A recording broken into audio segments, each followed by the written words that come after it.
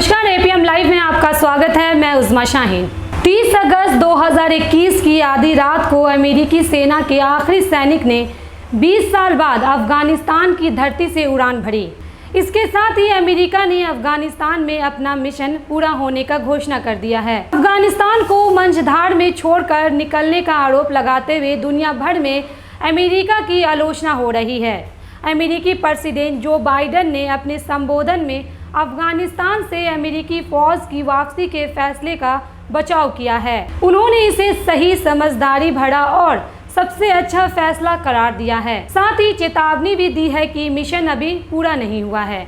आतंकवाद के खिलाफ जंग जारी है। जो बाइडेन ने अफगानिस्तान से वापसी के फैसले की आलोचना करने वालों को जवाब देते हुए कहा कि मेरे प्यारे अमेरिकी साथियों, अफगानिस्तान का युद्ध समाप्त हो चुका है। मैं चौथा प्रेसिडेंट हूं जिसके सामने ये मामला आया है। क्या युद्ध ख़त्म किया जाए? कब ख़त्म किया जाए? जब मैं प्रेसिडेंट का चुनाव लड़ रहा था तब मैंने अमेरिकी लोगों से ये वादा किया था कि मैं ये युद्ध को ख़त्म करूंगा। आज मैंने अपना वादा निभाया। अमेरिकी प्रेसिडेंट जो बाइडेन ने अमेरिका के जल्दबाजी में अफगानिस्तान से निकलने के फैसले का भी बचाव किया है। उन्होंने कहा कि जो कहते हैं कि लोगों को निकालने का काम पहले शुरू हो जाना चाहिए था, मैं उनसे असहमति रखता हूं। अगर ऐसा होता तब भी हजारों लोग अफगानिस्तान से बाहर निकलने के लिए लाइन लगाए होते। बाइडेन ने कहा कि पूर्व प्रेसिडेंट ने मेरी प्रेसिडेंट बनने से 1 महीने पहले ही तालिबान से एग्रीमेंट साइन कर लिया था। इसमें एग्रीमेंट में ऐसा कुछ नहीं था कि तालिबान सहयोग के साथ सरकार चलाने के लिए राजी हुआ हो, लेकिन इसके तहत 5000 कैदियों को छोड़ने का फैसला ज़रूर लिया गया था। इनमें कई ऐसे टॉप तालिबान कमांडर हैं जिन्होंने हाल ही में अफगानिस्तान पर कब्जा किया। जब मैं प्रेसिडेंट बना तब तक तालिबान बहुत मजबूत पोजीशन में आ चुका था।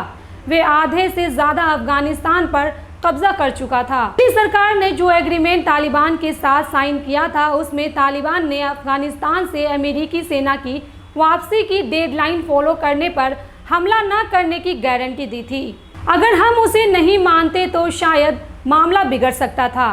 अमेरिकी प्रेसिडेंट जो बाइडेन ने अफगानिस्तान और दुनिया के दूसरे कोने में आतंकवाद के खिलाफ जंग जारी रखने की बात भी कही है।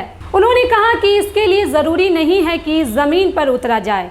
अमेरिका बिना ज़मीन पर उतरे भी आतंकवादियों को ख़त्म करने की क्षमता रखता है। उन्होंने इसके लिए ISIS खुर्सान ग्रुप पर हाल ही में किए गए ड्रोन हमले का उदाहरण दिया।